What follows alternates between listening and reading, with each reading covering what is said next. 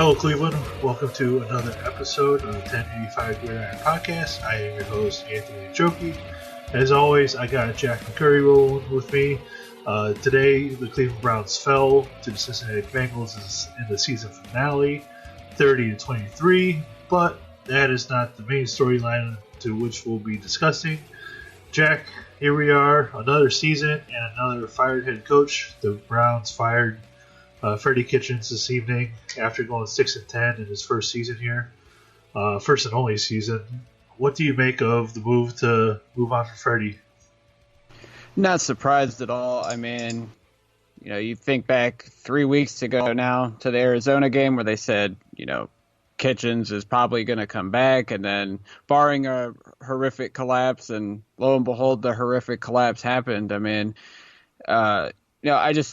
I think Freddie is a good dude. Listening to him with the media and everything, he seemed like a genuine good dude.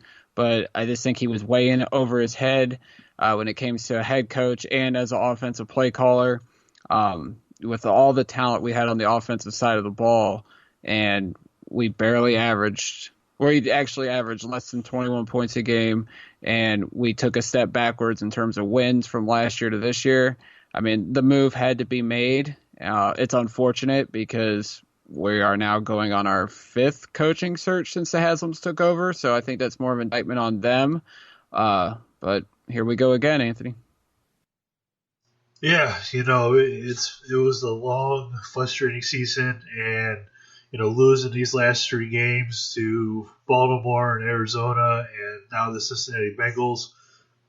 I think if there was some effort made in those games to, if they would have came out on top or things looked better. But today, against the Bengals, they just didn't look motivated. They did not look ready to play.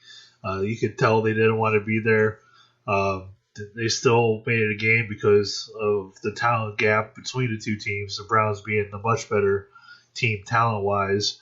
But, it was another week of a game that the Browns should have won, but there wasn't the effort from everybody. And I think that the inconsistency of effort and discipline throughout this entire season, Jack, is what ultimately falls upon the head coach, and that's why they decided to move on from Freddie.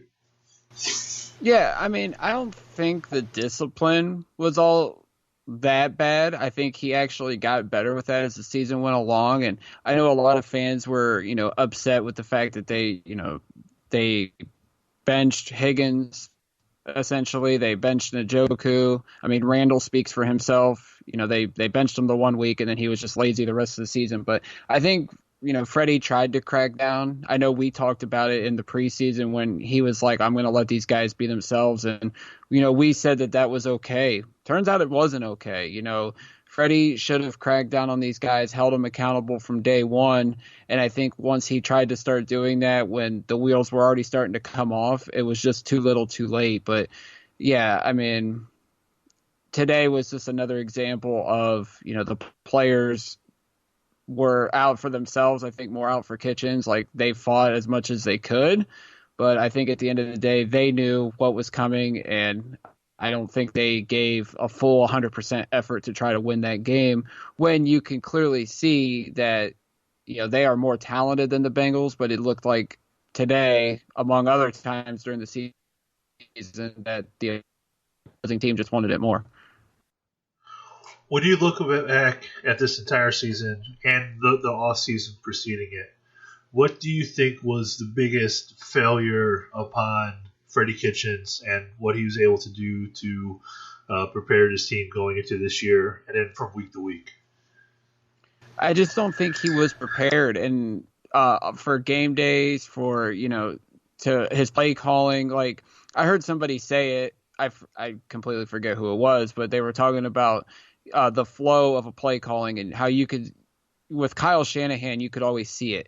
You could see how he was going to call a game, and it would go just like that. With Kitchens, it was always unexpected, and now you're seeing these reports that he was never prepared, to game plan, whether it was during the week or on a game day, and it truly shows.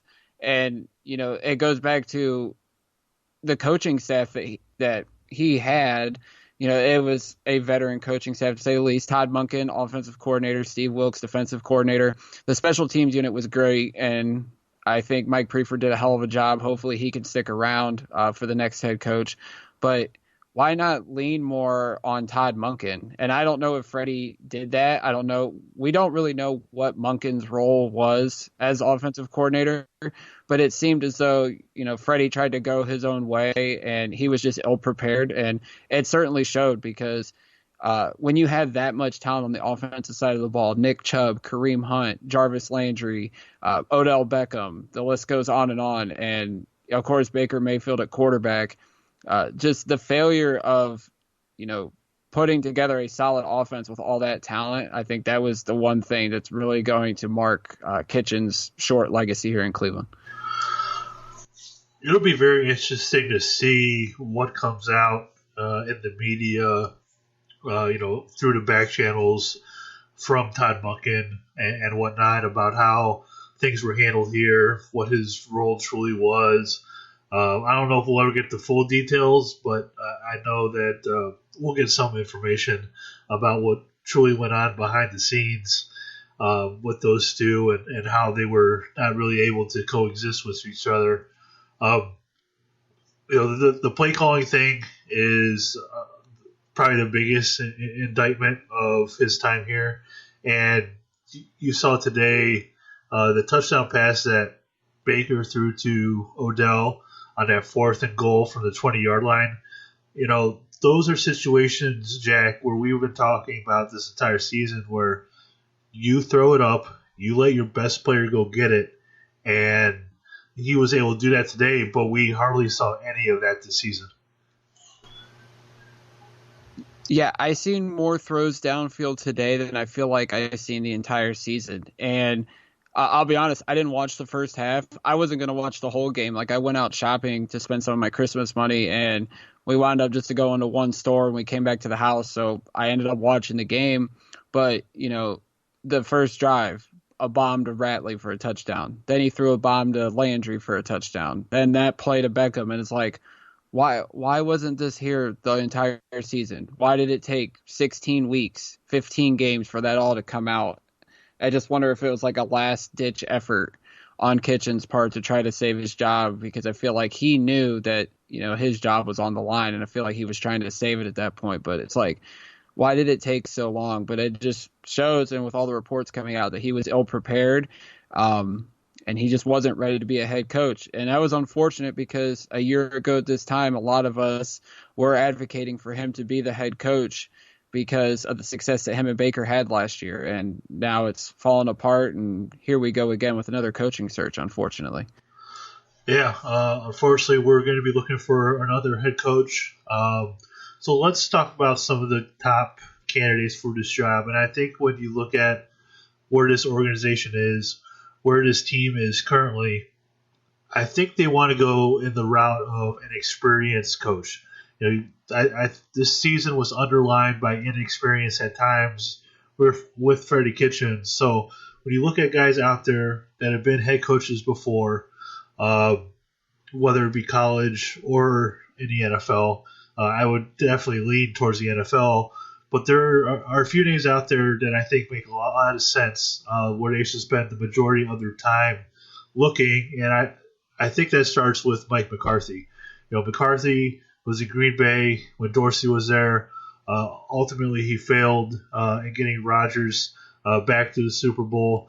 After having success there for so many years, you can see that the game had kind of passed him by for a little bit. But he has spent the last year retuning and figuring out ways to improve his offensive scheme. He's put together a coaching staff already.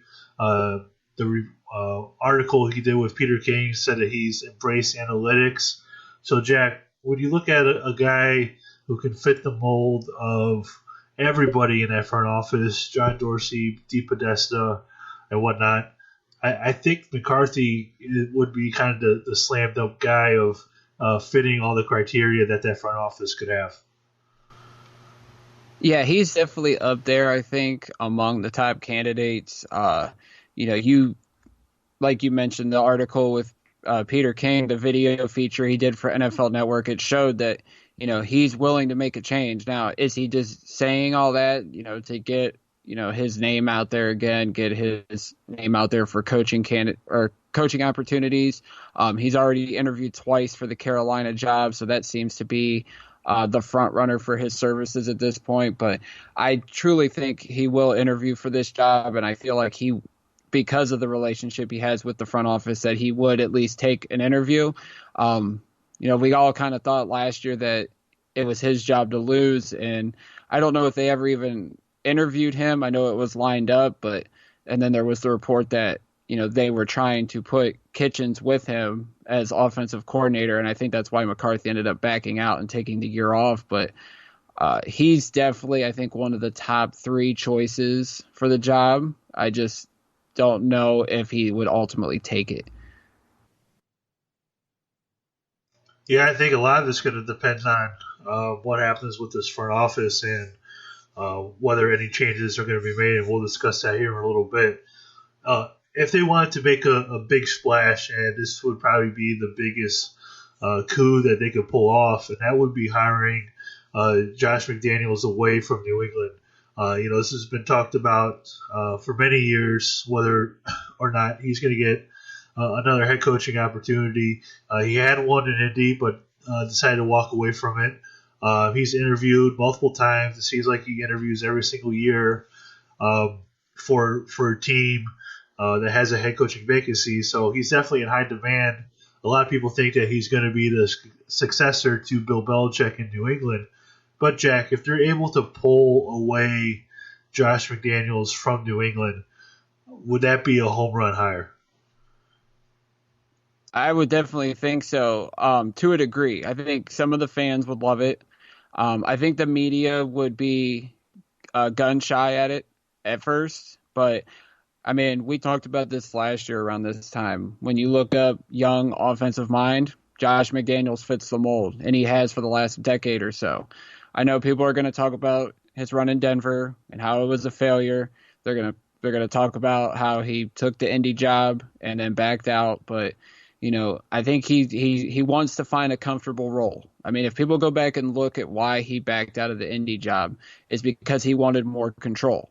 And obviously the GM there, Chris Ballard, did not want to give up some of the control on some things. And that's ultimately why McDaniels decided to go back to New England.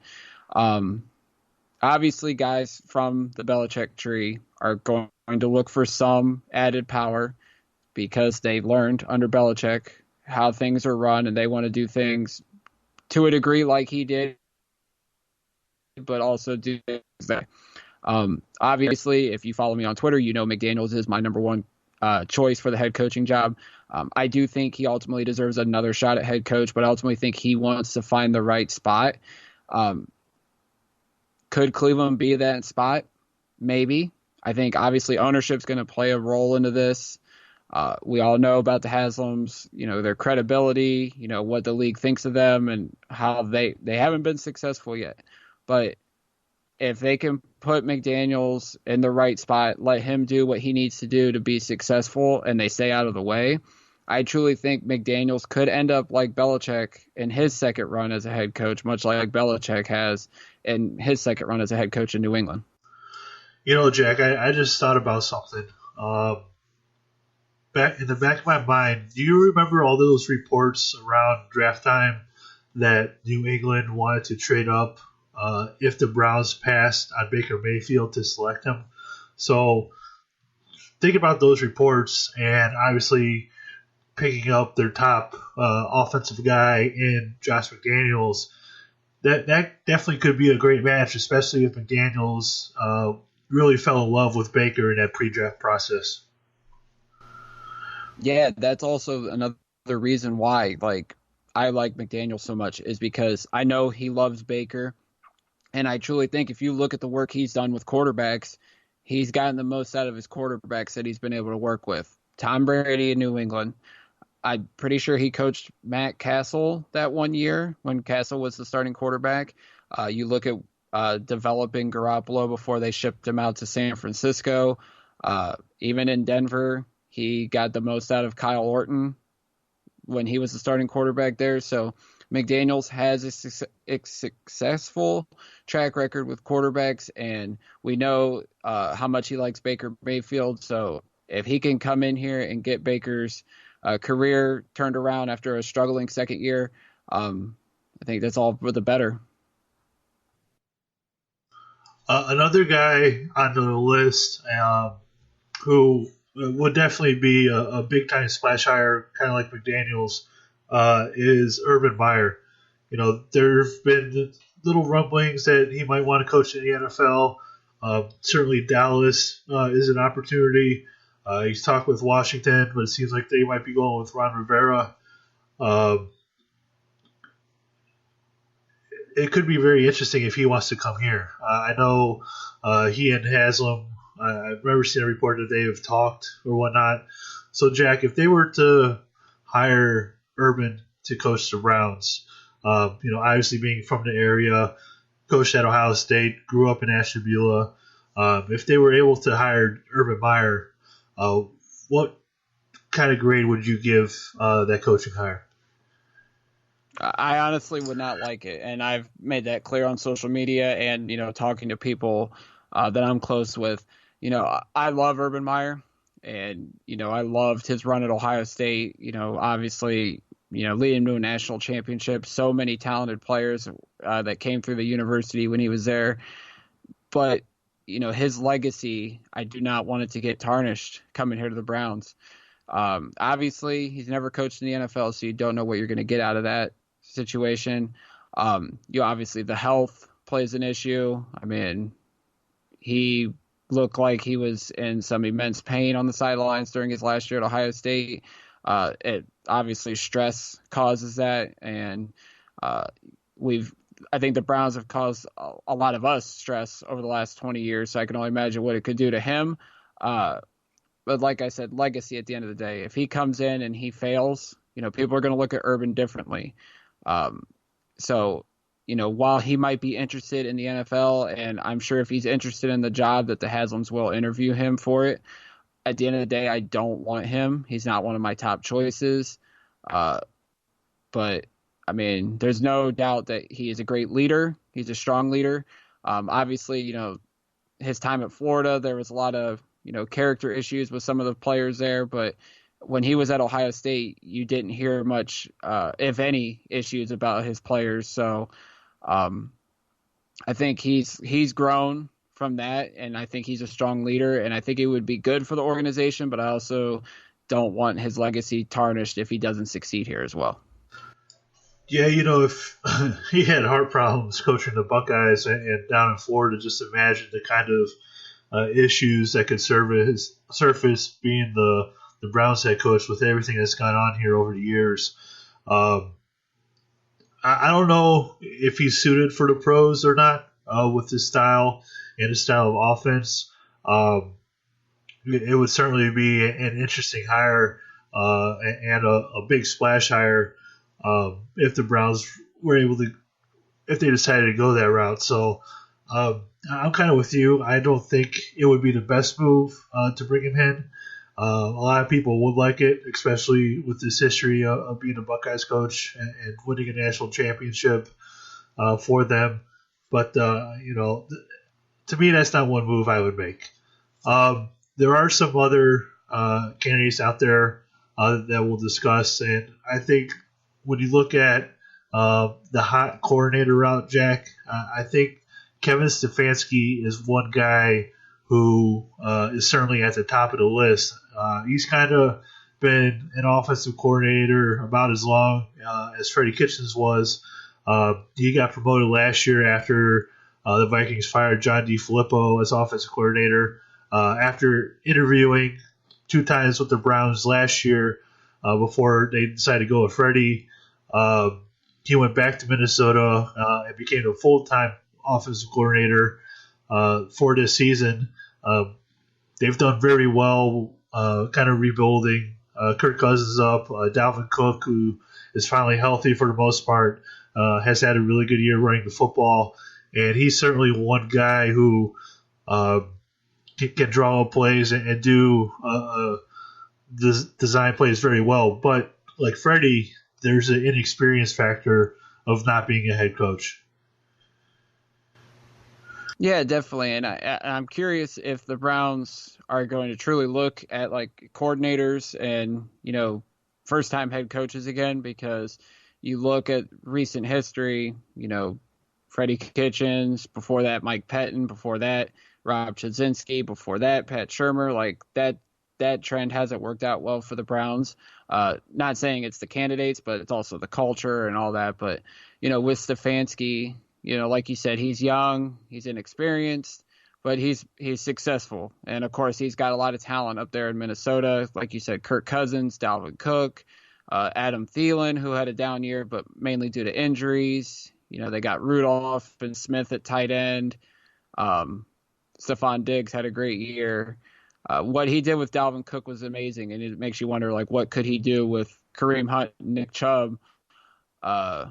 Obviously, the connections there because DePodesta wanted him last year, which we'll get to DePodesta in a little bit, but I would definitely think he's on the list again. My only question is, would Stefanski interview if Dorsey is here, which we'll get to in a little bit? Because if he shied away from Stefanski last year, who's to say Dorsey wouldn't do it again? I mean, I think Stefanski is going to be sought after, and I definitely think the Browns should take a look. They should also even, dip their toe towards Greg Roman. The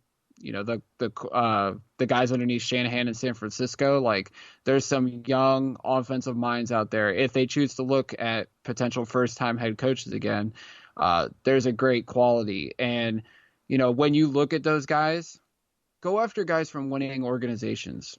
I mean, you look at the guys that we've interviewed in the past. Pat Shurmur came from the Rams, who wasn't in a winning organization at the time. Chudzinski, the Carolina Panthers were on their way up. They weren't completely there yet. Pettin, the Bills were struggling at the time. Kitchens came from Arizona with Haley, but Arizona was a struggling franchise as well. So I feel like if they're going to look at these young coordinator types, hopefully they come from a winning organization, a winning culture, so then they can bring those qualities and those traits with them from those said organizations. Well, an offensive coordinator from a winning organization has been a candidate before for head coaching opportunities that is still available is Eric Bieniemy of the Kansas City Chiefs. He's helped lead that offense along with Andy Reid, and they've made the playoffs the last few seasons. They've done a great job with Pat Mahomes and company, Tyreek Hill and whatnot. And he's definitely somebody, Jack, who has familiarity with John Dorsey as well. But even if Dorsey wasn't a factor, he's definitely somebody in terms of a top offensive mind that's a coordinator that is available to be a head coach. Yeah, his name hasn't been connected to the Browns. I know it's been connected to, I think, Washington. But, yeah, like you said, if, this current regime stays in place, it would not shock me if Bieniemy was on a list. He was he was rumored last year, and it's funny because it's a lot of the same names from last year.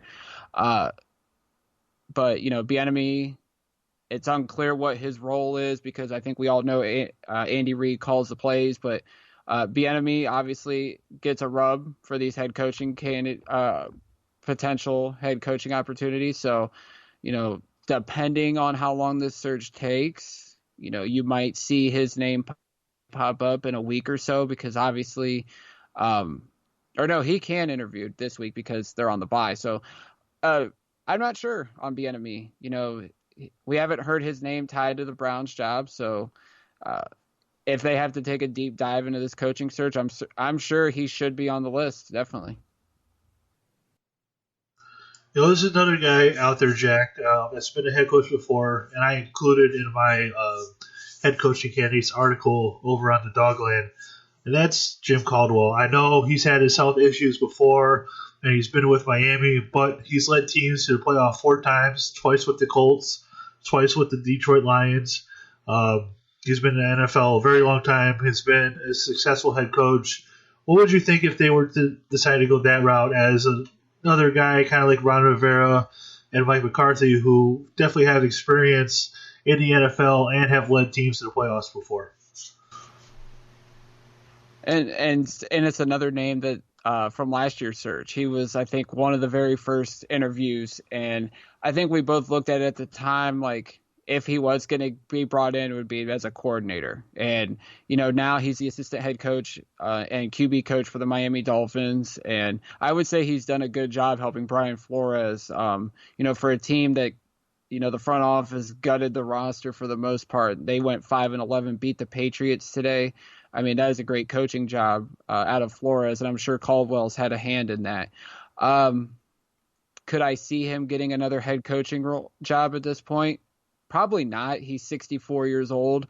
But if they do hire a first-time head coach, maybe you could try to sway him to come up here as, assistant head coach / offensive coordinator. He's only been a coordinator once, and it was for 2 seasons with the Ravens. It wasn't very well, but I mean, he's had a great experience with quarterbacks, obviously worked with Peyton Manning a long time. He's doing some good work with Ryan Fitzpatrick, who's on his 15th NFL team, and he made Fitzpatrick look pretty damn good this year. So Caldwell could get another interview, obviously, but I don't really see him as a potential candidate for the job. Another guy who could be an interesting hire if they decide to go. There's 2 guys. If they decide to go college head coaches, there's been 2 names that have been linked to the NFL, and that has been Matt Rule, the head coach of Baylor, and last year Matt Campbell was a hot candidate for a little bit from Iowa State. Michael Lombardi tweeted out that Matt Rule is not interested in a Cleveland job, so it looks like that he might not come here. But if they were able to change his mind, what would you think if they were to hire somebody like Matt Rule, who's rebuilt that Baylor program, or a guy like Matt Campbell, who's been really young and is a young offensive mind? Yeah, I mean, with Matt Rule, I mean, you look at what he's done in college, and he has NFL experience before, but what he's been able to do with Temple and Baylor, taking those programs that were at the bottom of college football and be able to, turn their programs around, especially Baylor, who is now one of the top teams in college football. I mean, it's a remarkable job, and we all know what was going on at Baylor before he got there under Art Briles. But I think Rule is definitely going to get some strong looks from a couple NFL teams. The Panthers are going to interview him after the Sugar Bowl later this week. So could I see him taking a job? Absolutely. But it's clear Cleveland is not in his interest. Would not shock me if he goes to, say, the Giants, or, he could be a candidate for the Cowboys job. He's been linked, as well as Lincoln Riley and Urban, for that job. Rule, I don't really see. Campbell, he just signed a new deal with Iowa State, so it's going to be interesting to see what goes on there. Obviously, his buyout is pretty significant. Then you have to turn around and pay him a contract worthwhile as well. So if the Haslams are willing to spend the money, I loved Matt Campbell last year. He's done a great job at Iowa State, and it seems like he's well liked and respected around the NFL. So maybe it's not his time yet, but it wouldn't hurt to interview him. Yeah, I think this coaching search is going to take a little bit. I know. I think they really want to do their due diligence, and hopefully they've learned from their previous times looking for a head coach, and they're able to pick the right guy this time. Now, it's very interesting to see who's actually going to be picking the head coach. We obviously know that the 2 owners, Jimmy D. Haslam, will be, but will John Dorsey, will DePodesta be in that coaching search? Because there have been rumors floating around that John Dorsey's job might not be safe as well. Been rumors floating around that DePodesta might be one who is put in charge of the whole thing. for the Browns in terms of football operations. Jack, how do you see this shaking out with guys like John Dorsey and DePodesta and this front office? How do you see this front office situation shaking out, or do you expect it to remain the same? I actually don't expect it to remain the same. Based on conversations with people I've had, it seems like we're going in the direction where DePodesta is going to get more power. And I ultimately think by the end of this search, or maybe even before the search begins, it would not shock me if John Dorsey's gone. And that, Anthony, we could have a whole episode on John Dorsey, whether he should stay or go, and maybe we'll do that later this week. But with Dorsey, I just don't think that they're going to be able to mesh. With he's not going to be able to mesh the analytics with his football traditional, ways of being a GM. And I mean, the reports are already out there, from Charles Robinson saying that, DePodesta could be getting a bump up. I mean, and it's been rumored around here for like the last week or so, from Benjamin Albright, Mike Florio's been reporting it. So it seems like a change is coming in the front office, and the name Andrew Berry's getting brought back up. Obviously, he's being rumored as a potential GM candidate, and I think that if DePodesta gets more power, that you could see a scenario where Berry comes back and is the GM under DePodesta. It's definitely going to be interesting to see how this shakes out, and I would kind of hope that it shakes out here in the next couple days as they get this coaching search started, because the last time that we had a struggle in the front office, it led to like a month-long coaching search. They ended up hiring Mike Pettin, which I think is probably the best coach we've had under the Haslam regime, but you do not want infighting going on while you're trying to find the leader of your football team moving forward. Yeah, it's a very touchy situation with what's going on with the front office. There's guys in there I don't want to lose, like Elliott Wolf and Alonzo Highsmith. I know it's rumored that Highsmith might take a job down in Miami, Florida, with the football team, the college football team. But I don't want to lose Wolf and Highsmith. I think if any moves, at least in my opinion, any moves are made, maybe Dorsey moves up, and then Wolf slides into that general manager role. That's kind of where I would head. But the Browns have had the most talented roster that this franchise has seen in the last 20 years this season. But the underperformance of the players, the coaching staff, with the lack of experience, has definitely led to the situation that we're in now with looking for another head coach. And there's certainly blame to put on the front office as well. I'm not saying that they're completely innocent in this entire thing, but there's plenty of blame to put on this front office, such as not having enough talent at the two tackle positions on the offensive line, protecting your franchise quarterback. You could make a case that the Jannard Avery trade wasn't, well, I don't know if it actually wasn't good for the Browns, especially with what happened, although you can't foresee things like the Myles Garrett suspension. There have been multiple things that Dorsey has done that's kind of have made us scratch our heads. So he's not innocent in all this, Jack. But I think that when you look at the influx of talent that this roster has seen over the last couple of seasons while he's been here, and the direction that this team is headed in terms of talent, is certainly positive. But him deciding to go with Freddie Kitchens last year is definitely the one big negative, and it could be what ushers him out the door.